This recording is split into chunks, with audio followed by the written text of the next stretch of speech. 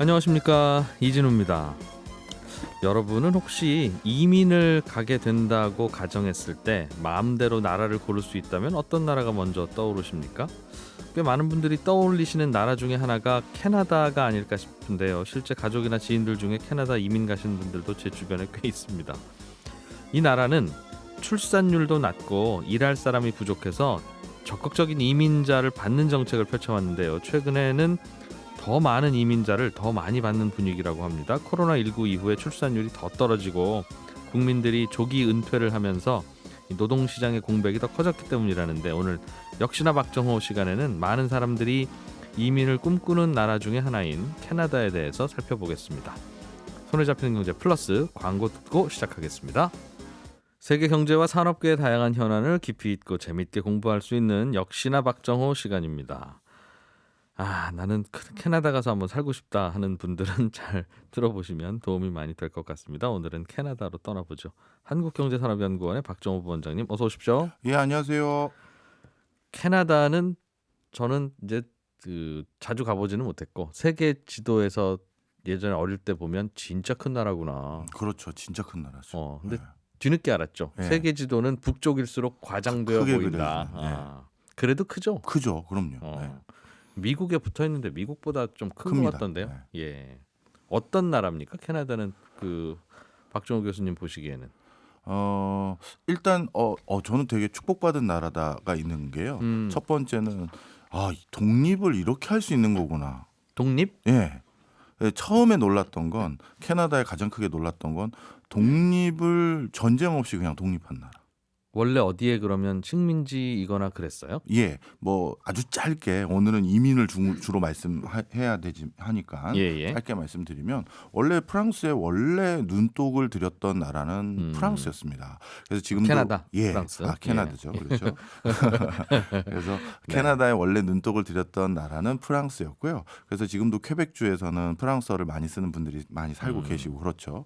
그런데 이제 프랑스가 캐나다 지역에 거주를 해서 식민지를 만들었고, 그다음에 밑에 미국 쪽에서는 영국이 식민지를 만들어서 활동을 하고 있다가 네. 양 세력 간에 이제 갈등이 유발됐어요. 그러면서 먼저 프랑스가 점령한 캐나다 지역은 너무 눈만 내리는 약간 비옥하지 않은 동네가 많고, 예. 영국이 먼저 차지한 미국 쪽은 워낙 땅이 좋다 보니 좀 밑으로 좀 내려가 보자. 그래서 그렇겠죠. 위는 예. 추우니까. 그래서 식민지인들에게 그런 전쟁 아닌 전쟁을 공고했다가 오히려 역풍을 된통 맞은 거죠. 그래서 결국 프랑스는 캐나다 지역에서 손을 떼고 캐나다 지역마저도 영국 식민지가 됩니다. 예. 그리고 나서 영국 원래 식민지였던 미국이 먼저 독립을 하고요. 캐나다는 계속 영국 식민지로. 그러니까 한 19세기에는 세계 지도가 밑에는 미국, 예. 위에는 영국 영식민지 이렇게 표시가 되어 있는 거였겠죠. 그랬겠죠. 네. 예. 자, 그런데 아주 영국의 판단이 재밌는데요. 미국이 너무 빨리 강성해지는 거예요. 남북 전쟁이 오히려 미국의 경제 발전을 촉진시켰고, 예. 미국의 산업의 어떤 틀을 다지는 기회가 돼버린 거예요. 그리고 나서 영국이 판단한 게, 저러다가 미국이라는 저 나라가 캐나다 지역까지 전부 다 먹어버릴 가능성이 있겠구나. 네. 그래서 미국의 강성함을 막기 위해서 예. 캐나다를 독립시켜줬어요. 너희는 이제 우리 식민지 하지 말고 독립국가를 해. 우리 식민지로 남아있으면 미국은 우리 식민지라는 이유로 캐나다를 공격해서 흡수할 것 같으니. 네. 그리고 캐나다에 있는 어떻게 보면 식민지에 살고 있는 이주자들도 예. 굳이 뭐 자주 국방이니 뭐니 이런 거 적극적으로 신경 안 쓸 거 아니에요. 내 나라가 아닌 그냥 식민지 상태니까. 네. 그러니까 그냥 영국 입장에선 그러지 말고 저 사람들이 자력갱생을 할 수 있게끔 해줘야겠다. 우리가 가서 항상 싸워줄 수 없으니. 예. 그래서 미국 견제를 위해서 그냥 독립해 이렇게. 그게 저는 제일 신기했었고요. 그래서 사실 그게 제일 신기했던 게, 우리나라에도 시사점을 참 많이 주죠. 우리나라. 네. 왜요? 갑자기 중국이란 나라가 너무 강성해질 것을 걱정하는 어떤 세력들이 있다면 안 되겠다. 그러다가 중국이 이쪽 동아시아 지역 전체, 동남아 지역까지 전체에 큰 영향력을 행사하는 것 같으면 그들을 견제할 만한 나름대로 견실한 나라들이 있으면 좋겠다. 그래서 네, 이런 생각도 가져보더라고요. 사실 우리가 쉽게 독립한 건 아니지만 6.25 이후에 전후에 이런저런 서방 세계들의 지원을 우리나라가 받았다면서요, 많이. 네, 네. 그것도 이제 그런 거겠죠. 그게? 그렇죠. 그리고 이제 우리도 뭐 잘하면 통일도 그런 논리 속에서 진행될 수도 있겠죠. 네. 완충지대 만들면 좋잖아 너희들도. 그렇죠. 이런 식으로. 네, 네, 네. 야, 캐나다 얘기하다가 갑자기 그렇게 되더라고요. 그렇네요. 저도 그냥 그런 생각이 들어서 예. 자 다시 오늘 주제로 돌아와서 넘어오면 이민 가서 살고 싶은 여러 나라 중에 꼭 우리나라뿐만 아니라 많은 사람들도 이제 그 후보지에 넣을 텐데 다른 그럼요. 나라에서도 맞습니다. 살기 좋아요? 결론부터 말씀드리면요. 예. 오늘은 캐나다를 화두로 해서 내년에 이민을 준비하는 전 세계 인구가 제일 많대요. 내년에? 네. 전쟁, 기아, 전염병 뒤에는 항상 털을 바꾸잖아요. 그래서 난민 말고 예. 그냥 돈 모은 걸로 내가 이제 갈랜다. 이 이런 나라 거죠. 뜨고 싶다는 네. 사람들이 전 세계에 많다. 네, 특히 유럽인들이에요. 예. 왜냐하면 코로나19로 자기가 와. 평생 벌어놓은 것을 완전 셧다운 봉쇄를 여러 번 했잖아요. 네. 그러다 보니까 또 노년층들이 많고 따뜻한 뭐 지중해 연안 아니면 저기 뭐 서인도 제도의 어떤 섬나라들 네. 이런 데 가서 따뜻하게 보내겠다 그런 건데요. 자 결론부터 말씀드리면 캐나다는 누구에게는 엄청 살기 좋은 나라고 누구에게는 다시 내가 잘못 선택했다 고국으로 돌아가야겠다 하는 나라입니다. 호불호가 뚜렷한 예, 누구에게는 아주 좋고. 그렇죠. 어떤 차이 때문에 그런지 좀 설명을 드리면요. 예. 캐나다는 평화로운 곳이에요. 그래 보여요. 다른 말로 하면 무료하죠.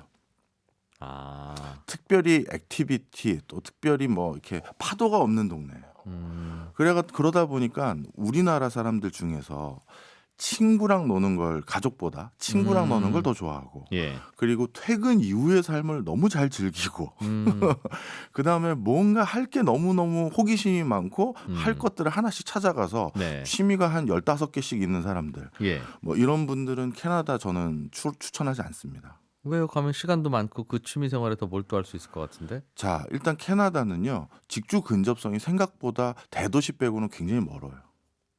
회사까지 멀어요. 멀게 그렇죠. 가야 된다는 거죠. 그렇죠. 워낙 땅이 크다 보니까 내 일터와 내 집까지의 거리가 꽤 걸려요. 네. 그리고 그냥 바로 시동 켜고 바로 갈 수 있는 나라가 캐나다는 아니에요. 추우니까. 눈 때문에.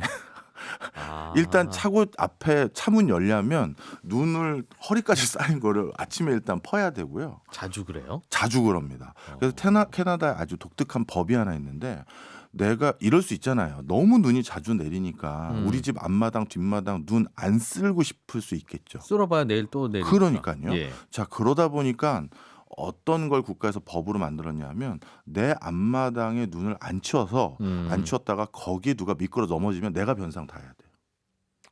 그러면 눈이 없도록 초록초록한 뭔가를 만들어 놔야 돼요? 적어도 사람들이 그 상해를 입을 정도의 빙판으로 그냥 계속 놔두면 게 단단하게 얼어버리잖아요. 그런 일들은 막아야 된다. 그 말은 내 집 마당 쓰려는 게 아니라 내 집 앞 도로를 쓰려는 말이네요. 그 언저리까지는 다 책임을 져야 돼요.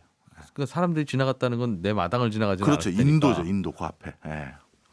그렇군요. 네. 우리 같으면 그거는 구청에서 해줘야지라고 생각하던 우리는 당연히 지역인데. 그렇죠. 네, 맞죠. 내 땅이 아닌데. 그렇죠. 네.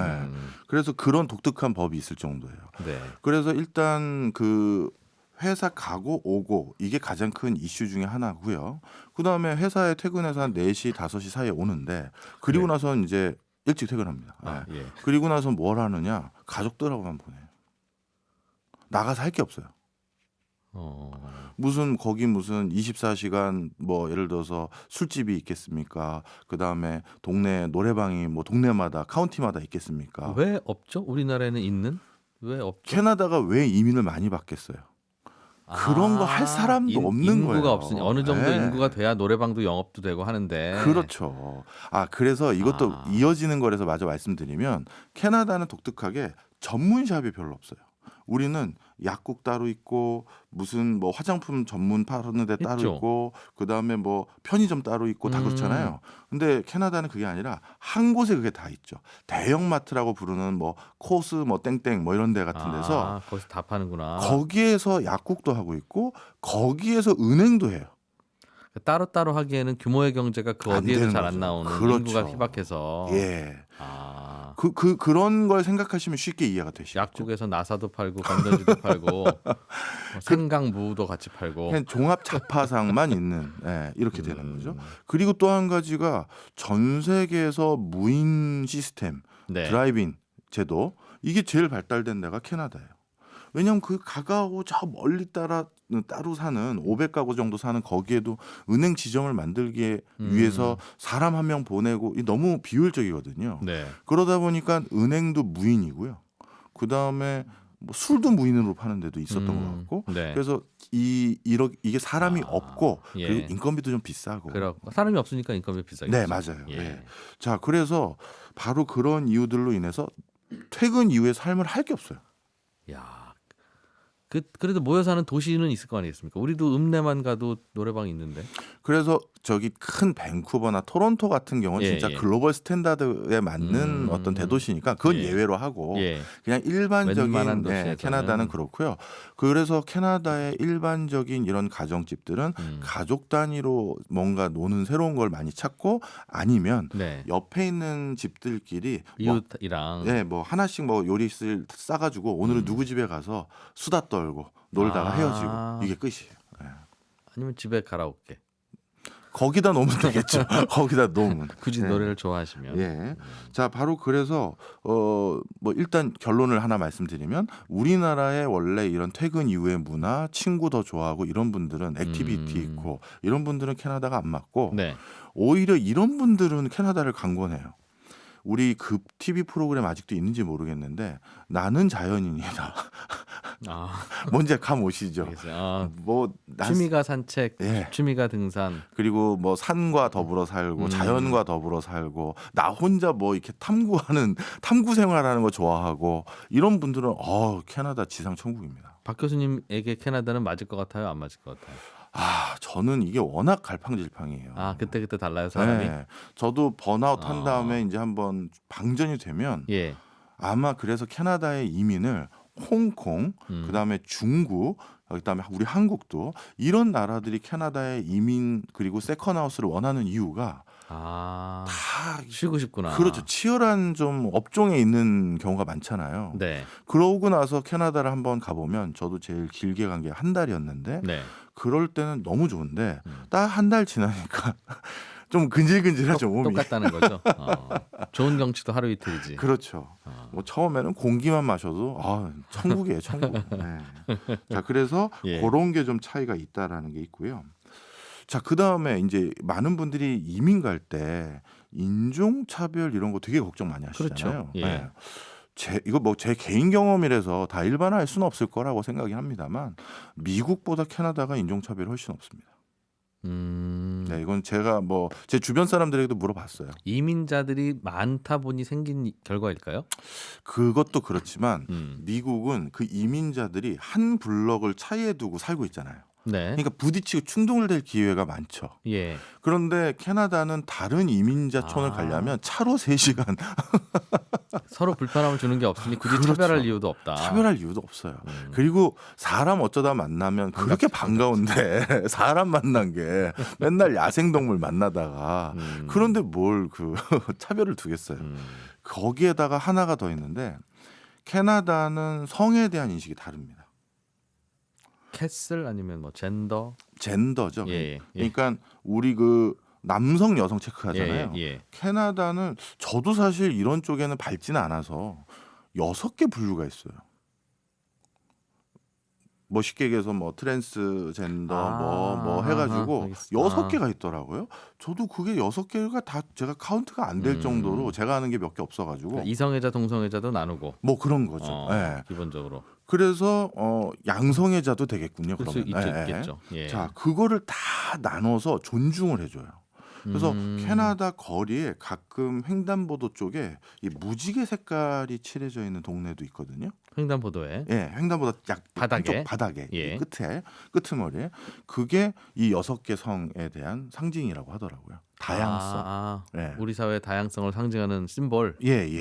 그러니 이렇게 성에 대해서도 다른 것을 인정해주는 문화다 보니 당연히 외국 이민자들에 대해서도 굉장히 개방적인 것 같아요.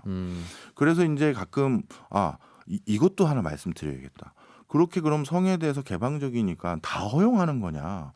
그런데 이거는 좀 또 보수적인 면도 있는 게 아직 아이들이 성숙해서 성에 대해서 인식을 명확히 못할 나이대의 아이들 같은 경우는 그 두 남매가 한 방을 쓰는 거는 렌탈을 안 해주는 집도 많아요. 우리 너무 조금 나이 들면 남탕 여탕 섞어서 뭐 안 들어가게 하듯이 예. 그 정도 나이만 돼도 서로 방을 따로 쓰도록 해라. 예. 아니 얘네 둘은 성이 다른 남성 꼬마 아이고 여성 꼬마 아이인데 예. 한 방을 쓴다고요? 내 가구가 그럼 이 방 세 개 산다고요? 그럼 저는 이건 아니에요 하면서 세를 안 준다든가 보수적인 사람들은 그렇습니다. 예, 이런 경우가 있는 거죠. 그러니까 부모와 아들, 딸 이렇게 있는 집은 예. 방이 최소한 3개 있는 집에 들어가지 않으면 이상하게 본다는 거군요. 그렇죠. 예. 그래서 되게 우리 같은 경우는 아빠와 아들, 엄마와 딸 이렇게 자면 되죠. 우리는 그렇게 생각하는데 여긴 또 그렇게 생각하나 봐요. 네. 네. 그래서 아마 이건 그런 것 같아요. 저렇게 성 인식이 뚜렷하게 형성되기 전에 자기가 그 6개 중 어디에 해당되는지 결정되기 전에 예. 혼란스러운 상황은 해주면 안 된다. 그럴 수 있죠. 그런 예. 어떤 교육적인 것도 있는 것 같습니다. 예. 자, 그래서 이렇게 이민자들에 대해서도 또 개방적이다 보니까 많은 사람들이 이렇게 캐나다 괜찮더라 소문이 나는 거죠. 네네. 그래서 이제 이렇게 되는 거고요. 그래서 또 한 가지 어려운 점이 있어요.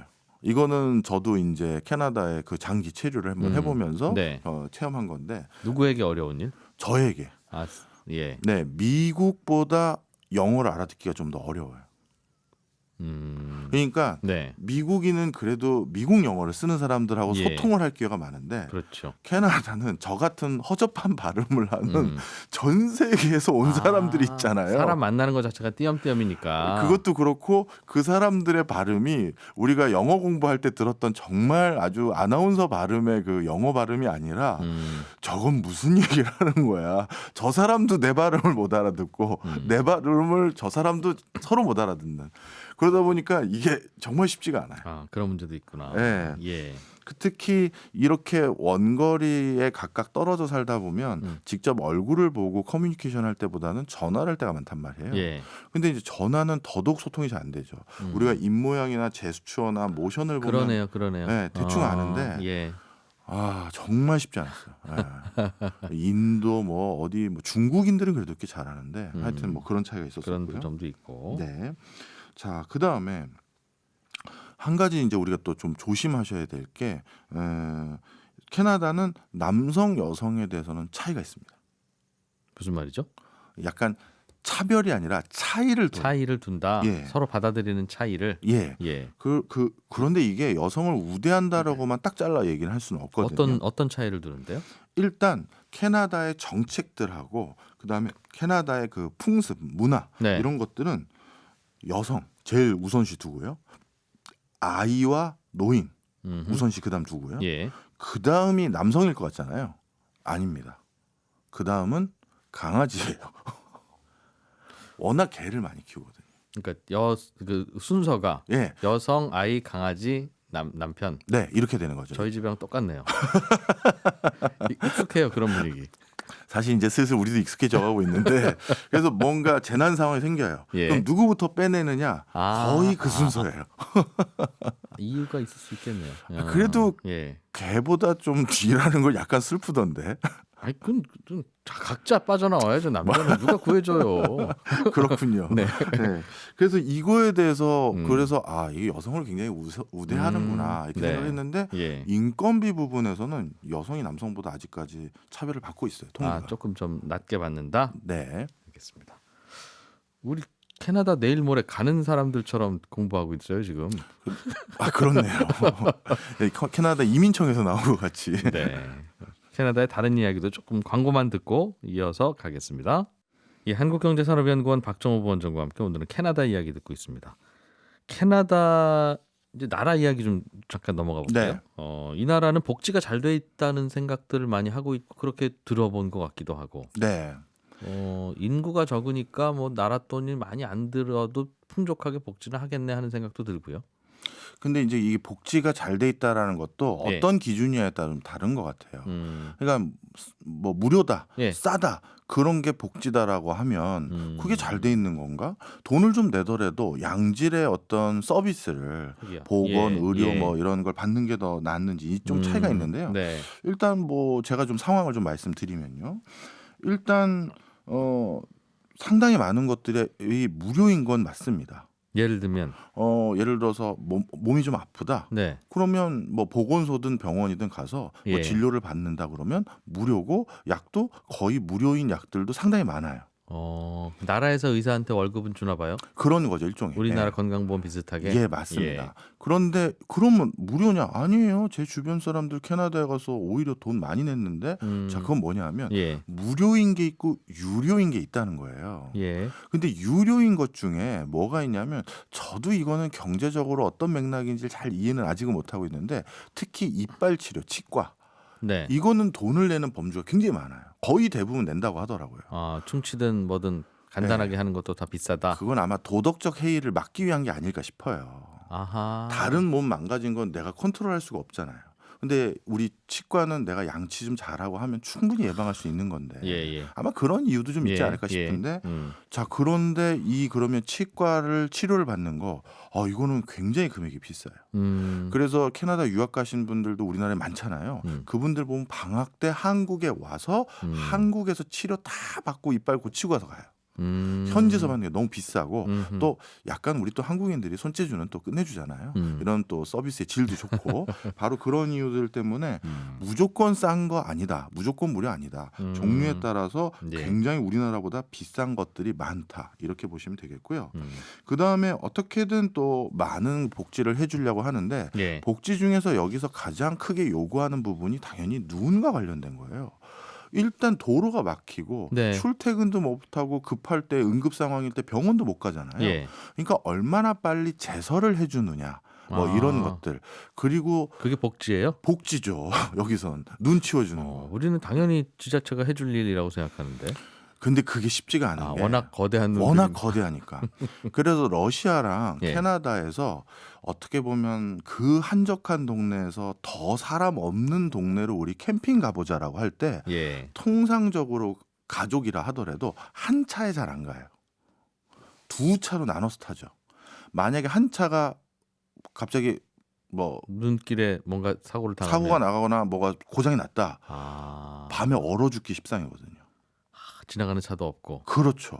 그러니 차를 두 대로 나눠서 가는 거예요. 그 찰나에 어디에서 이제 응급차가 와서 저희가 구하러 갈게요. 전화는 될 테니까. 그런데 그 차도 도로가 다 막히면 못 가잖아요. 그렇죠. 그래서 큰 낭패를 볼 수가 있기 때문에 러시아도 그랬고 이 캐나다도 마찬가지인데 예. 자, 그래서 눈을 잘 치워주는 게 중요한데 이게 생각을 해보세요. 비상시를 대비해서 잉여 인력과 잉여 설비를 많이 구축해 놓으면 그게 다 비용이잖아요. 그렇죠. 그러니까 이 부분에 대한 딜레마들이 좀 있는 거예요. 그래서 그 눈과 관련된 복지라고 해야 되나? 이게 그렇게 내부적으로 우리가 즉각 해결할 수 있는 수준으로 복지를 만들 수 없어라는 어떤 사회적인 컨센서스가 형성된 건지 캐나다가 제가 가서 운전해봤던 나라들 중에서는 제일 운전 매너가 좋아요. 매너가. 예, 양보하는 풍습이 너무 좋아요. 그거는 뭐 그냥 자연이 아름답고 사람들도 많지 않고 하니까 그냥 마음 편안해서 그러시는 건가요? 아니면 저는 이렇게 판단이 됐어요. 예. 제가 직접 캐나다인들하고도 그 얘기를 해봤거든요. 너무 운전들을 네. 점잖게 하셔서 그랬더니 하시는 말씀이 사고 나면 나도 큰 손해예요. 그러니까 과실이 저쪽이 90%라 하더라도 예. 내가 방어 운전 안 해서 이 차가 만약에 망가지잖아요. 그럼 이 차를 견인하러 오는 것도 하세월이고 그리고 차를 어디 카센터에 보내서 고쳐서 다시 나오는 것도 하세월인데 그 사이도 매우 불편하고. 그 사이도 불편하고 그 사이 불편한 정도가 아니라 생활이 그냥 안 되는 동네가 많잖아요. 그러니 차라리 다른 차 운전하는 사람들이 무슨 일을 할지 모른다고 하고 스스로 조심하는 게 아예 몸에 밴 거예요. 그래서. 네. 그래서 진짜 운전 매너는 캐나다가 제가 했던 곳 중에서 가장 좋더라 이렇게 보시면 될 것 같아요. 캐나다는 특산품이 뭡니까? 경제가 뭘로 돌아가요? 우리나라는 뭐 반도체 자동차 팔아서 먹고 살아요 하면 대강 설명되는데 네. 캐나다는 뭘 단풍잎? 예, 이것도 이제 좀 미국과 좀 달리 생각을 하셔야 되는데요. 예. 일단 캐나다의 제1의 수출 품목은 오일하고 가스죠. 예. 아, 석유. 네, 석유하고 예. 가스입니다. 뭐 사실 이것도 워낙 캐나다 정부에서는 자랑 삼아 많이 얘기를 하는 거기 때문에 요거만 팔아도 뭐 늘 말하는 뭐 몇백 년 먹고 산다 뭐 이런 예. 거는 사실입니다. 정말 그만큼 많은 걸 가지고 있고요. 음. 그다음 추가적으로 요즘 캐나다가 급 이제 자신들의 주력 상품으로 만들려는 게 오일을 자꾸 이제 못 팔 환경이 돼가고 있잖아요. 그렇죠. 신재생 에너지로. 친환경 발전해야죠. 맞습니다. 그런데 캐나다의 자랑은 또 바람이거든요. 아. 그래서 예. 풍력을 야. 대규모 설비를 해서 그 전력을 팔아볼까. 뭐 이런 생각들을 또 많이 하고 있어서 요즘 예, 에너지 관련해서 또 굉장히 각광받고 있고 급성장하고 있는 분야 중에 하나고요. 바람이 그렇게 많이 불어서. 네, 맞습니다. 그다음에 미국 내에서 대규모 공장을 더 이상 짓기가 너무 비싸서 어려워서 예, 못하는 많은 글로벌 기업들이 공장을 짓는 그다음 차선책을 선택하는 게 멕시코 또는 캐나다거든요. 그래서 캐나다는 생각보다 제조 비중이 높아요. 그리고 미국 내 자동차 공장 중에서 몇 개도 캐나다에 있고요. 일손도 그렇게 부족하고 사람도 별로 없고 5시면 퇴근하고 그런 나라에서 제조업을 하면 괜찮아요? 예, 그래서 이게 또 중요한 건데요. 제조업 중에서 소부장과 같이 사람의 손에 의존하는 분야는 거의 없어요. 그냥 예. 전자동화돼서 축구장 10개만한 규모의 사람 한 100명, 200명밖에 안 되는 이런 시스템이 잘 갖춰진 제조업 분야가 주로 들어가고요. 네. 그래도 그 제조 인력이 부족한 거예요. 그래서 캐나다가 이민을 받는 그 직업군들이 있을 거 아니겠습니까? 예. 투자 이민 예. 말고. 예. 그럴 때 보면 엔지니어가 항상 상위권이에요. 아, 나 뭐 한국에서 공장에서 뭐 이런 거 했던 엔지니어입니다라고 네. 하면 항상 환영. 그렇죠. 그래서 뭐 제가 무슨 공학 박사이기서 네. 뭐 예를 들어서 기계공학을 좀 한다 이런 음. 것들 다 선호하고 그래서 제조업이 굉장히 강하고 예. 그다음 마지막은 역시 또 관광입니다. 예. 근데 이제 관광은 우리나라나 전 세계에서 캐나다에 관광을 가는 비중은 생각보다 약하고요. 대부분 캐나다에 관광객으로 오는 사람들의 한 70에서 80% 가까이는 미국인들이에요. 옆에 나라니까. 예, 미국인들이 넘어와서 관광을 하는데 캐나다는 진짜 관광을 가볼 만해요. 특히 우리 뭐 캐나다의 그 눈 뭐 이런 것들 뭐 풍광, 자연 뭐 이것도 그렇지만 뭐 사실 또 이거 뭐 코로나 만약에 잘 풀려서 이제 남다른 풍광을 보고 싶다라고 했었을 예. 때 예. 오로라 보러 가고 싶으신 분들 계시잖아요. 아, 근데 오로라를 보러 우리는 흔히 북유럽 생각하잖아요. 오로라 보러 가는. 예, 뭐 오로- 핀란드 오로라가 그게 하늘에서 뭐 그 겨울에 추울 때 막 그 파란색 맞아요. 구름 같은 거 막 뭐 생기는 커튼처럼 그거 막 말하죠? 파란색 뭐 예, 물결이 치는 거죠. 예, 예. 예. 초록색 비슷하게. 맞습니다. 예, 그런데 북유럽에서 오로라를 보면 예. 예. 그 아주 그 광대한 그 풍경을 못 봐요.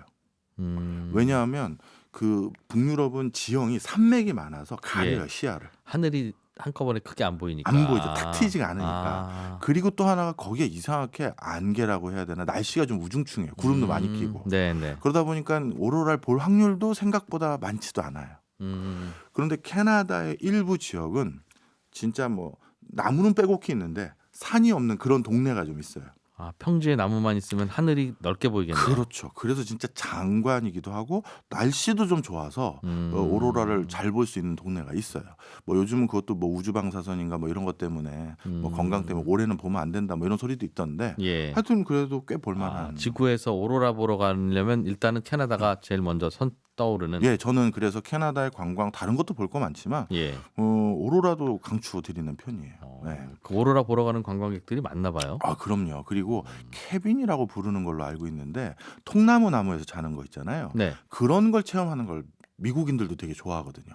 가족끼리 뭐 차 하나 타고 낚시하다가 통나무 거기에서 캠프파이어 하고 뭐 이런 거 해서 한 일주일 아니면 뭐 열흘 있다가 이제 그렇게 오는 이런 거를 되게 그런 거. 즐기더라고요.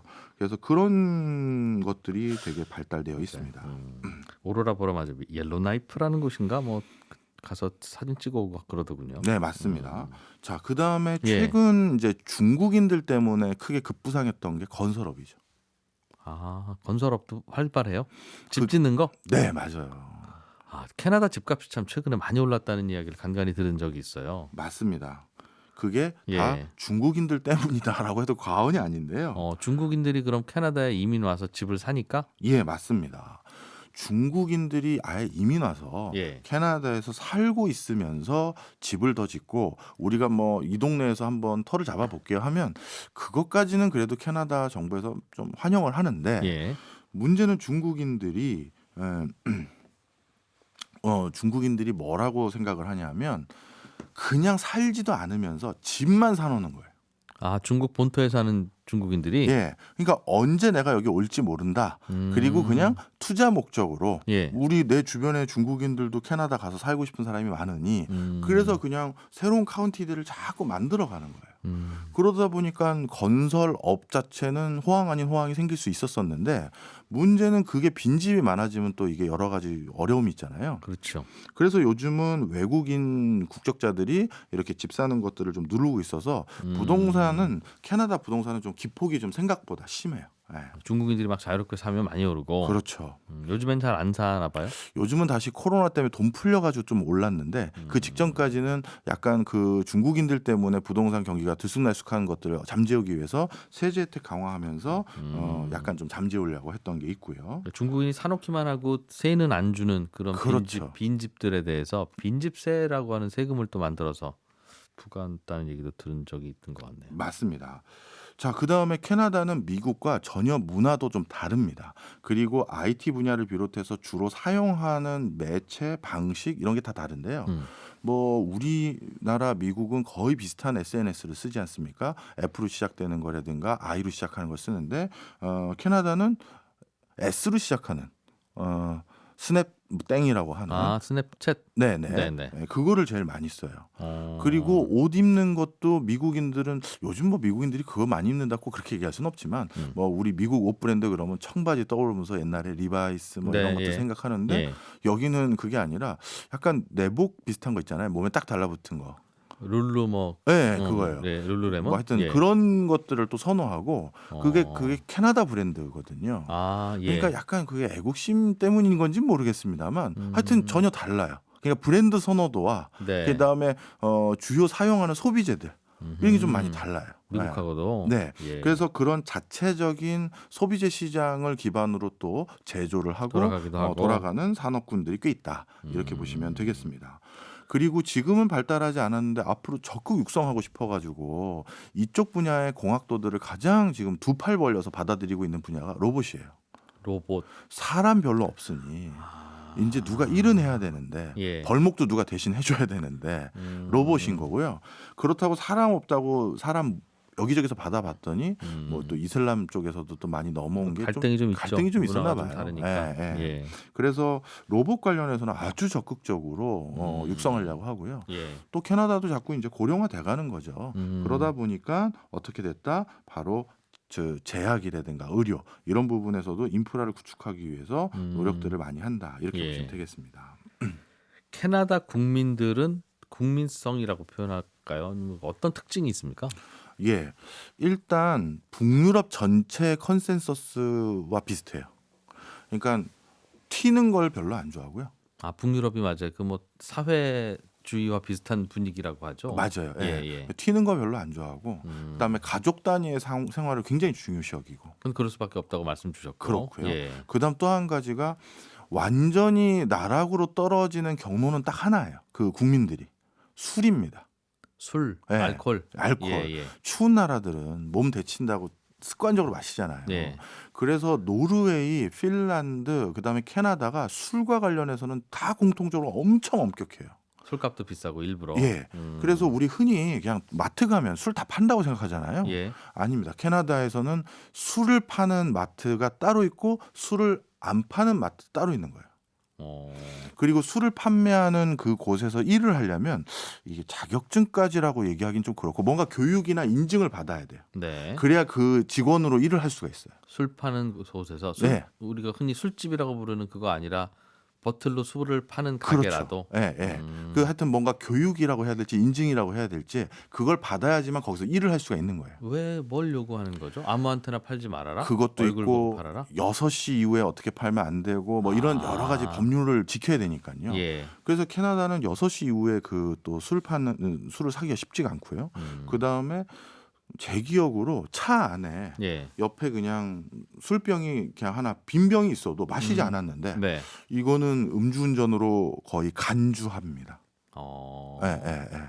그러니까 이런 것들이 어떻게 보면 그 추운 나라들의 공통점. 예. 한 번 나락으로 떨어지면 사회가 아주 망가진다라는 걸 잘 아는 거예요. 그러니까 밤에 적적한데 술이라도 어른인데 먹게 해주지 왜라는 생각은 드는데 그러면 이제 어떤 일이 생기냐면 중독성이 강한가 봐요. 그 추운 나라에서는. 그렇죠. 그래서 북유럽이 의외로 가정 폭력이 많고요. 워낙 원거리에 떨어져 있는데 아버지가 술 먹고 또 이런 경우도 있고 그래서 그런 사회 문제의 가장 근원적인 원인이 술이라고 생각해서 그런지 굉장히 그런 건 엄격하게 관리하는데 네. 상대적으로 그린란드는 술 관리에 조금 실패한 움직임이 많아요. 자살률도 높고 뭐도 심하고 그러고 가정폭력률도 심하고 그런데 캐나다는 그래도 비교적 잘 지켜지고 있다. 술이 관리가 좀 된다. 되는 거죠. 예, 예. 아. 그런 것들이 하나 또 특이점이다 보시면 되겠고요. 예. 그 다음에 또 무조건 모르는 사람 보면 인사 나눕니다. 예. 사람 정말 반가워하는 반가워하는 거예요. 예. 그런 차원에서 좀 친절하다. 뭐 그리고 그런 차원에서 사람 귀한 줄도 알다. 예. 이렇게 보시면 되겠고요. 그리고 아무리 이제 뭐 거의 결론인데 제가 오늘 캐나다를 설명드린 가장 큰 이유는 누군가에게는 이 나라가 적합하고 누군가에게는 안 적합한 거예요. 예. 그러니까 어디가 이민 다 가면 좋대. 에이 그런 데 없어요. 예. 저 아까 지금 술 얘기했잖아요. 예. 누구는 밤에 친구들 만나서 약주 한잔 하는 거 좋아하는 분도 계시잖아요. 이런 나라는 불편하겠다는 거죠. 여기 가면 큰일 나는 거죠. 그래서 음. 무조건 남들이 간다고 나도 갈 거 없다. 그건 아니다. 네. 알겠습니다.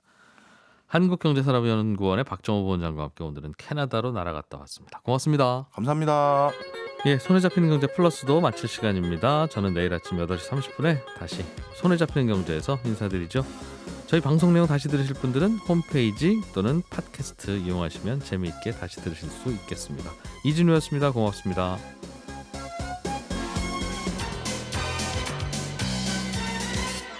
더 깊고 더 재미있는 경제 이야기 이진우의 손에 잡히는 경제 플러스